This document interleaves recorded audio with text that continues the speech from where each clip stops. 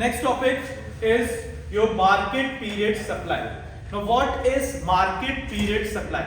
Market period supply is a very short period. Market period supply is a very short period where supply is fixed. Where supply is fixed. It is a market period where very short period where supply is fixed, and it happens in case of perishable goods. What are perishable goods? Which are of short nature goods, right?